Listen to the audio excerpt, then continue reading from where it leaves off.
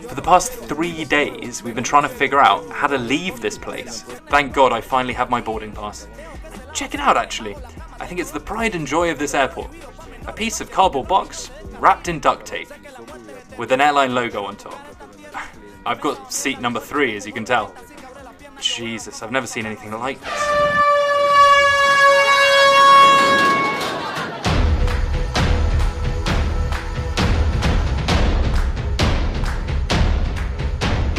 My people, today I will show you why a population flees Venezuela and why police shoot rubber bullets at youth on the country's border.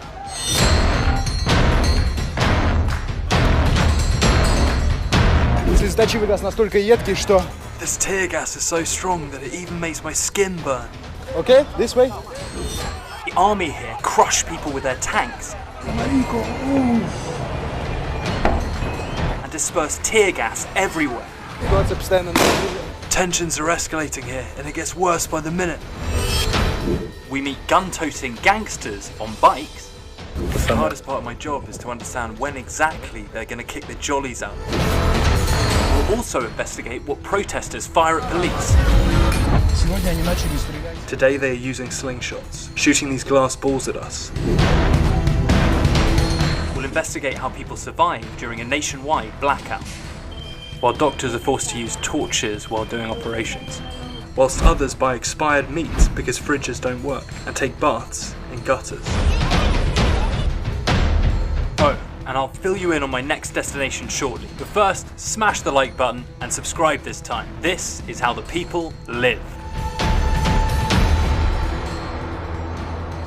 Guys, if you want to support my channel, I really appreciate it. Please download the game Raid Shadow Legends by following the link in the description. It is a great new game, which is available both on mobile and PC devices. And it's really cool. With 500 champions to collect, each with their own skill trees. No two champions will ever be the same. My favorite faction is Bannerlords. Just look at how epic they look, and the graphics are just mind-blowing. What's more epic is that I can equip my champions with different artifact sets and make them stronger. Typically I get them from the market or by winning the campaign battles. Raid just released a huge champion update, tweaking and rebalancing over 20 different champions to make PvP arena battles even more competitive. And if that's not enough, the Forge just came out, so now you can save time and start crafting top quality artifacts and competing right away. If you're a new player and if you use my link in the description, you get an awesome exclusive welcome pack that contains 50,000 silver, then 50,000 gems, 5 mystery shards, 1 energy refill, 1 day XP boost, which is just awesome I think, 1 clan bosque and a free champion shaman. Look at this. I would love to get this one. This is how this champion looks. And you will find your extra rewards here in your inbox for the next 30 days only. So if you use the link in the description, you will help me a lot. And now let's get back to that hotspot in Venezuela. The part you see below the river is Colombia. And this is what the border used to look like when people flocked in thousands out of Venezuela. Of course, not all of these people were leaving forever, but still. This is what the same border looks like today, with barbed wire and an official ban on exit. This doesn't stop people from fleeing the country, as you just keep your balance and press on. Some don't even bother with safety. Others set up a proper crossing, although the river current is so strong that even advanced installations risk getting washed off. People take everything that has value, like this guy, carrying a stove for example. This other guy brought a toilet, while some carry their family bed, entrusting the headboard to a separate person. So then, how many people do you reckon fled Venezuela in the last couple of years? 15,000? 150,000? 1.5 million? Or 3.5 million? According to reports provided by the UN, by February 2019, almost 3.5 million people had fled the country. Taking into account that the current population is 32 million, that equates to 10% of the entire country. People flee to Argentina, one of the most developed countries in South America, Brazil, Chile, Ecuador, but most move to nearby Colombia. First because it's in the top 5 of the world's richest countries, plus it's right next door, and its border isn't packed with army patrol units. The biggest difficulty lies in getting to the border. It makes for a very dangerous trip for a foreigner. Hence we took an hour flight to the nearby city, and then drove for 3 hours to get to the border. The closer we got to the border, the more army we saw. There isn't so much of it at the border, but on the way to it, we're with a checkpoint every 10 to 15 kilometers. The problem is, that's precisely where we were during the times of maximum instability, as Maduro turned into the most hated individual in the country. Whilst protesters burn police cars and tyres, the army block the street and tries to disperse opposition gatherings, so they don't form one massive controlled crowd. Here is an example of it. We're in a taxi and the road gets suddenly blocked by the army. Locals get furious. That adds to general hate towards Maduro's army. I step out of the car, get my phone out, and then... A soldier didn't like that I was filming him, so he decided to take my phone off me. I started to fight back, but then tear gas happened.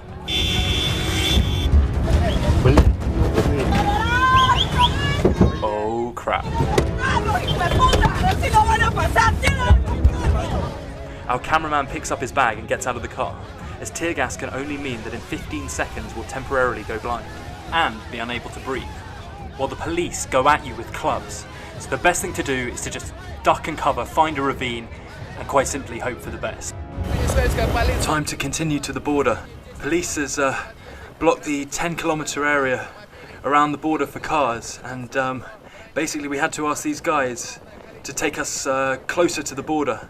The city streets are absolutely packed with the army and police, preparing to fight back the opposition. Venezuela gangsta music.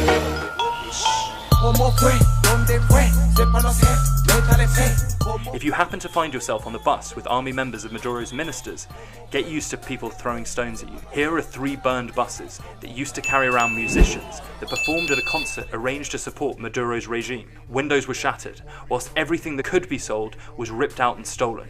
So here's the thing. If you travel like a standard citizen, it's the army that won't let you anywhere. But the masked biker gangs called colectivos are even worse, since they can kill you on the spot, without even bothering to figure out who you are. We came across them right near the border, 4 bikes and 2 gunmen on each, patiently waiting for their ringleader to show up. In comes the ringleader in a red shirt, and the whole group starts going at the police. Something's gonna happen now, right? Not really. They just silently let them through. And one of the gang members even raises his hand to say hello. See that gun that the ringleader is carrying? I can assure you it's the most harmless part of his arsenal. Oh, and one of the bikers even has a pass that is usually distributed amongst government employees, as I've later been told. Once confrontations with opposition became unbearable for the army to handle, they call in the gangs, and gangs never mess about. This here is what a typical skirmish without guns looks like. It's impossible to sum up the tension on this border right now between Venezuela and Colombia. Protesters literally try to break their way through the bridge that connects the 2 countries. The wind pushes the tear gas back towards the cops. Слезоточивый газ настолько едкий. Gas is so strong that it feels like my skin is burning. Okay. Okay, this way. Okay. Ситуация очень напряженная. The situation is tense, guys. It's especially tense at the cities and the towns right near the border. Ситуация постоянно напряженная. Oh god, it's like never-ending mayhem. Army mainly uses smoke grenade machine guns, and boy do they use them often. This guy just brought a new bag with supplies. Plus they also use guns with rubber bullets. This is what to expect if they get you, and I remember getting shot with such bullets in France once. It got me in the helmet, but it did seem like a brick fell on my head. Once the supplies are out, policemen don't mind throwing a bunch of stones to retaliate. As for the youth, they're equipped with shields, and hide everywhere they could possibly fit. They even nick some granny's chair by the looks of things. Some make makeshift ladders to get up onto the bridge, while CCTV cameras are always the top priority for dismantling, so the police do not find out who they are. Ammunition that protesters have access to are stones and Molotov cocktails that are made of fuel and... let's not go into that though, we don't want to get blocked. Still, Molotovs aren't the biggest problem, since you can dodge them. Slingshots are the real pain. As for bullets, they use glass balls like this one here, that leave little holes in the policemen's helmets. That's not the end of it though. Locals had adapted these slingshots into trebuchets to fire missiles at the police. Given the state of the economy, gas masks can be considered as a luxury item. Hence, protesters make them out of plastic bottles and cotton wool. Ingenious. Army is often supported by armoured vehicles with rotating towers, and they are pretty much lethal, driving right into the crowd, shooting rubber bullets and running people over left, right and centre. This was filmed a month after we left the place. This whole warlike situation began when the country acquired a second president who aimed to unite the opposition. Let's quickly delve into what happened there. In January 2019, an opposition leader, Juan Guaido, proclaimed himself as the new president. Back at the time, he served as parliamentary chairman, and his presidency was approved by over 50 countries across the world, including Donald Trump. So technically speaking, for the last 6 months, Venezuela is ruled by 2 presidents, whilst the latter candidate becomes the reason for the mayhem at Colombia's borders. He decided that the country needed humanitarian help that was offered by the US, and brought trucks with supplies to the aforementioned border. Maduro, on the other hand, said that it will only happen over his dead body, and blocked all 3 bridges that link the countries. I'm now in Venezuela, but right at the border with Colombia, which you can see across the bridge roughly a kilometre away. It is clear that Venezuela has done all the work in an attempt to block the bridges. It really is something. Here you see the metal gates at the front, concrete bollards behind me, and there's this huge iron fence. You can see it welded to the metal right here. And it's all done to stop people getting in from the Colombian side, to stop any humanitarian aid getting through, essentially. Which is considered by Venezuelan officials as being interference in national affairs. Oh, and just in case anyone tries to get round the bridge, they've dug this massive trench to stop anyone getting through. The breakers eventually started via other 2 bridges and ended up with the trucks being burned down to the metal, followed by information that local police carry responsibility for this. Honorary People's Correspondent from Venezuela. At least 3 people were found dead, topped by a minimum of 300 casualties, marking the beginning of violent clashes. See this burning truck? It's a result of what Molotov boys do. And right now, police are trying to advance their position along the bridge to push opposition further out. Check this out. The Molotov cocktail remains are still here. That's what they look like. It's the tops that you light up before throwing the bottle. And here is the result, the skeleton of a burnt out truck. Quite an intimidating sight, I must say. I've never seen anything like it. It's probably why it has such an effect on me.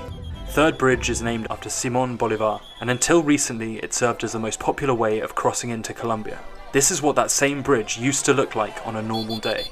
But then cars were banned from it, followed by people also, which made them enraged, since most of them work in nearby Colombian city of Cúcuta, and closed borders meant that they either lose their jobs or have to cross the border illegally on a daily basis. Try to guess what these cars are queuing for. To cross the border, to get MOT, refuel, or for a service. They are here for fuel. Because what locals like to do here is to take rock-bottom cheap fuel from Venezuela to Colombia and sell it there. You basically fuel up your car, drive it over the bridge, and drain the fuel out once you find a buyer, leaving some in the tank for a return trip. Price-wise, you buy it for $0.01 per litre and sell it for 53 cents, which is 530 times more expensive. Of course, locals sell their fuel slightly cheaper than that, but still, a tank of fuel means roughly $26.50 in profit.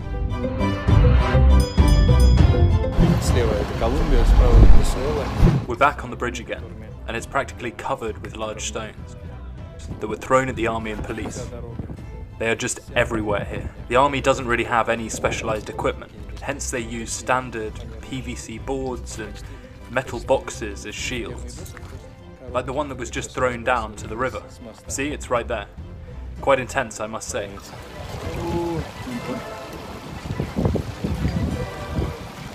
And it's primarily intense because you never know what sudden aggression may lead to.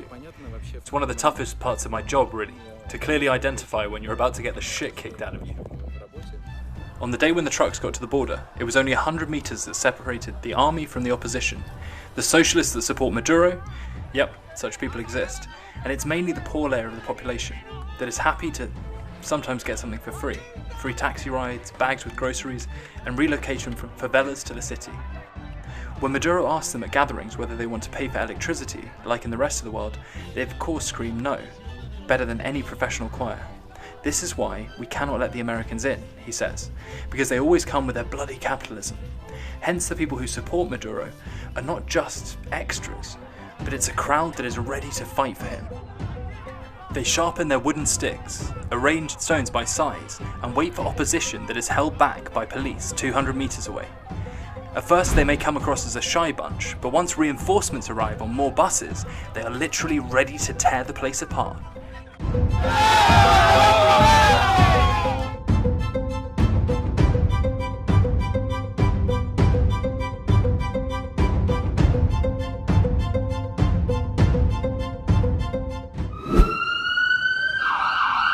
На данный момент люди еще не понимают, что произошло. No one really knows what has just happened, but the whole city is now submersed into darkness. It's a city-wide power cut, and as you can see, it's only cars' headlights that light up the street from now on. This specific power cut turned out to be nationwide, affecting 22 out of 23 states of the country. This is what it looked like from space, and you can see that by comparison, Colombia glowing like a Christmas tree. Needless to say, but mobile phone networks disappeared along with electricity, and it took us 3 days to finally get back in touch with Nikolai, our friend from my previous video. By the way, the person you see in the mirror is the driver, not Nikolai, so don't worry about him. He didn't get compromised. The worst thing about the power cut is that it affects hospitals, making doctors light up the operation tables with their mobile phones and manually ventilate incubators for newborns. Unfortunately, the doctors couldn't save this woman's child. Doctor told me that they're off since there is no electricity and I have to go to another hospital to get my kid checked up. She first had stomach cramps, then started to vomit. Another treatment that became impossible to execute is dialysis. It's when your kidneys fail, and your body must regularly be cleaned from scorifying and salts. Reserve generators are obviously non-existent, and hence this treatment, along with many others, stopped existing. Surprisingly though, some malls somehow still had electricity, but this next place had simply put me in awe. Welcome to the office of the government-owned, extremely rich oil company, whose generators supply power to the building, even during the bloody day, at the time when the whole country is cut out. I mean, why on earth don't you share it with hospitals? No electricity naturally means no phone calls. First of all, because you can't charge your mobile. This guy here used to laminate documents prior to today, but he quickly understood that no one needs that anymore. So instead, he realized people need to have their phones charged. And this is why he's now running a generator with 9 sockets, ready to charge you up and get connected to the world. Ridiculous. It costs 500 bolivars, but what else can we do about it? Just so you don't go off for a calculator, that's around about 10 cents. And here is a woman who organised it all. She covered our camera so we don't film her, so we obviously won't. We cannot get in touch with our relatives and have no idea what's happening in this country. We have zero information basically. Power cut lasted for 20 hours straight, then the supply returned for an hour, got cut off again. That's when looting began. This, for example, has been filmed in the town of Maracaibo. Here we see women picking sausages up. And yes, power cut also means that all meat started to rot too. Associated Press spoke to a father of 3 about this, and this is what he said. It doesn't smell nice, but it becomes bearable once you wash it with lemon and vinegar. Светофоры тоже не работают. Traffic lights obviously don't work either. See this intersection? All traffic lights are off, and that includes the pedestrian ones too. I must say that the situation on the streets is quite tense, especially during the evenings. Plus, we heard shots fired through the entire night. Night confrontations with the police are absolutely insane, as officials run around like ninjas looking for protesters, who in turn throw Molotovs from the balconies, setting fire to police cars and general transport. It's basically a fully fledged street fight within the city boundaries.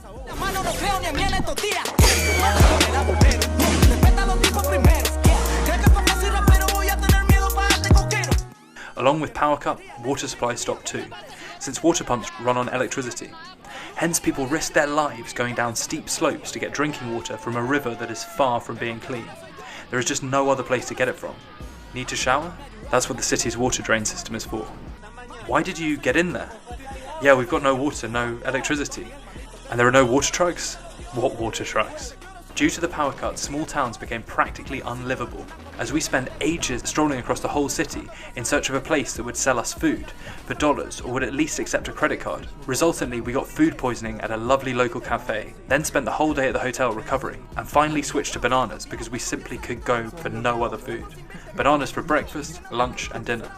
This is when we decided to fly to Caracas, but turned out it's not as easy as it may sound. There were no flights, no buses. Think we could have rented a car. Well, try explaining to a local what a rent-a-car is. Для того, чтобы просто перелететь. Bloody hell, guys. It's such a mission to fly from one city to another here. And I don't even mean flying abroad. You can't buy a ticket online because there is no freaking online. For the past 3 days, we've been trying to figure out how to leave this place. And then it's only really thanks to the help of a local woman that we managed to sort anything out. I mean, here's how it works. They open a software that looks like a game called Doom 2 from 1994. You type in your details, and then you show up to the airport no later than 4 hours before your flight, as otherwise your booking will be cancelled. And once you're here, the fun really begins, especially if you're a foreigner.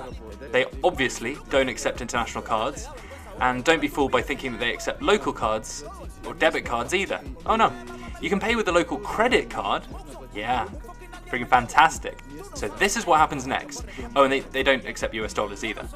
Thank God the woman that is helping us sorted things out, and there is no way this could have worked back at home. So, one of us has a luggage case that they will keep as a guarantee of payment, and once we land in Caracas and pay there, that's when they'll give us our luggage back. Anyway, thank God I finally have my boarding pass. Check it out actually, I think it's the pride and joy of this airport. A piece of cardboard box wrapped in duct tape, with an airline logo on top. I've got seat number 3, as you can tell. Jesus, I've never seen anything like this. Mamá, lo que ahora soy yo, yeah. A mí nunca me ayudaron, casi todo el mundo me subestimó, yeah. Llaman porque ahora soy yo, critican porque ahora soy yo, yeah. Respeto a mi hermanito que siempre tuvieron, bendícelos Dios. Lléguense que ahora soy yo, llaman y pidan que ahora soy yo. Upon our return, Caracas seemed like New York to us, but water shortages hit in the same way it did the rest of the country. Food quickly became extinct too, even in the most expensive hotel in the city. It had a maximum of 10 guests, news reporters of course, all checked into specific rooms by the way, that are apparently wiretapped. I, on the other hand, never hid my thoughts on the country whilst being in the room, so either their wiretapping is typically broken, or they're simply super tolerant and open-minded people. Пожрать вечером в Венесуэле невозможно. It is impossible to get any food in the evenings. I'm talking about the first couple of days. All restaurants close by 7 PM, and that includes the one in our hotel, the most expensive hotel in the whole city. As for room service, a simple soup will set you back by $20, and that's why we opened up our canned pasta. This is now caringly being warmed up on a hairdryer. Mmm, delicious. It looks like a brick. Here is what a pharmacy looked like during these first days. I've counted 5 types of medication, proudly positioned across a whole width of the shelves. It's actually the most popular way of product placement here, as this way it may not seem that there is any shortage. If you come here without any pills and get ill, there is no other way to describe it apart from you're fucked. Local Russians, for example, always bring loads of medicine with them when they return from abroad, as it is the only way to make sure that you won't die. Это главная пешеходная улица. We made our way to the main promenade street in Caracas, and it is in full lockdown. Even KFC is shut, whilst employees hang about outside, as there is nothing much they can do. Free service. Fridges and coolers don't work. Cards can't be used either. Купить вообще что бы то ни было сейчас практически нельзя, если у It тебя... is impossible to buy anything if you don't have the local currency, in cash state of course, because cards require electricity to be processed. No one for some reason can exchange dollars. Cash machines obviously don't work either. Let me show you one actually. This one here looks like it never really worked at all, but the one next to it was definitely operational once. We then found a shop that had electricity, solely because the owner had a generator, but this still doesn't mean that he can accept cards, as banks are clearly not as well prepared as he is. Guess who controls all the banks in the country, by the way? And no, there won't be a multiple answer options. The reason for the power cut is the failure at the power station, and surprisingly, this huge country with a population of 32 million is serviced by just one power plant. It caught fire. Maduro officially stated that it was a cyber attack arranged by guess who? Correct. Guaido, on the other hand, blamed it all on corruption, since the Chavez regime invested 100 million into the infrastructure. These power cuts lasted for over a month, and due to the continuous protests and clashes, 43 people died. Confrontations were happening every week, and every week the backlash only got stronger. Imagine if you'd just finished school, right? Why go to university when there are no jobs? Government jobs mean bribes. There is also mining, or you can join a gang, for example. I mean, there are even no IT programmers here who can secure the power plant from cyber attacks. As a result, everyone either joins a gang or the regime, because there is no other way to earn. The most unusual place where locals flee to is an island that belongs to the Netherlands, situated 80 kilometers away. I know, I was shocked too. I mean, what on earth is in common between Venezuela and Amsterdam, right? People here talk in Dutch and a local dialect. And as for human rights, it's not as straightforward as in the Netherlands, but not as critical as in Venezuela either. Although residency permit applications are not accepted here, refugees still show up packed up on fishing boats. The trips arranged by the gangs from Venezuela take 7 hours. Eso es un trabajo allá prácticamente para esa gente. Traer gente para Curazao. ¿Cuánto te cobraban? $200. Due to quite strict patrolling, the best site for docking is on the northern part of the island, which means that you must first cover 80 kilometers and then go around the whole island. And this is the most dangerous place of the island for boats to come, but this is the only way for them to avoid to be caught by the police. See where they have to climb here. You can imagine at night without light, without anything. There is no beach, there is no way to go up, so they have to just go over the rock. You can see they are so high. The wind is hard.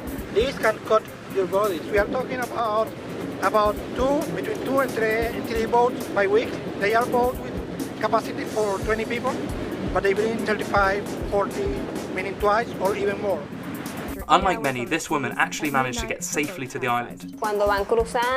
We were sailing when a wave hit us and the boat began to sink. We all jumped. We were in the water for 4 hours. It was horrible. Imagine there was an 18-year-old girl who died at night. She grabbed me and I had to push her away. Women who cannot pay the traffickers are often ordered to pay working as prostitutes, which is a standard scheme for luring people into sex slavery. I had to pay a $400 fine when I got here. You mean fee, right? Yes, it is a fee we have to pay. No one really made us to do this, but it's the way they arranged it all that we had no other option but complying. I've never seen anything like this, guys. We're in a massive international airport that has simultaneous flights to various countries across the world, and there is also no electricity supply here. There are a bunch of lights that work off generators, but the main building is in total darkness. Nothing works here. They can't check you in, nor can they take your luggage. Nothing works. This huge queue must be 500 meters long, serviced by one single customs employee, who manually cross-checks each passport with a long list of passengers that he has printed out. It is absolutely unreal. We have an hour and a half left until takeoff, and it takes them at least 10 minutes to process each person. Here is how everything works. An airline rep shouts out the passenger's surname, whilst everyone in the queue repeats it. To locate the right passenger in the massive line, travellers then proceed to the registration desk, where their boarding pass and luggage ticket is filled in by hand by the rep. Back then, I still was in full hope that my luggage wouldn't be lost. This place feels like a sauna, to be honest with you, as there is no air conditioning or ventilation going on, and everyone is sweating like crazy. It feels like all hell will break loose in a second, since some are queuing for over 20 hours already. Hand luggage is checked in by hand, but no one really delves into it, as for example only front pockets of my bag were checked thoroughly. As you can imagine, one doesn't have to be an escape art genius to pull off a terrorist attack up in there. Customs weren't much different, as all computer systems are down. They have no way of doing a background check on you, so they simply ask you a bunch of questions and send you off. Oh, and duty-free zone was straight out of I Am Legend. The only working spot at the airport turned out to be this bar, that followed the same product placement strategy as we saw in the capital. Luckily for us, we had crackers that our cameraman managed to save up. Best way to survive in Venezuela is to bring your own food with you. After a quick walk down some broken escalators, 5 hours later we boarded our plane and took off to make an unplanned stopover in the Dominican Republic, because obviously the plane couldn't be loaded with water, food and everything else. As for my luggage, it started its new life back in Caracas. Wish me luck and subscribe for God's sake. Heard this shit. A mí nunca me ayudaron, casi todo el mundo me subestimó. Mamen, lo peor soy yo. Critican, lo peor soy yo. Respeto a mis hermanitos que siempre estuvieron, bendícelos Dios. Lléguense que ahora soy yo. Llamen y pidan que ahora soy yo. Tú te quisiste verte una conmigo que no te gustaba que fuéramos amigos. Que en el fondo yo sabía que si real no había, tú no follarías y fracasarías por más que era súper sexy. Yo no era ningún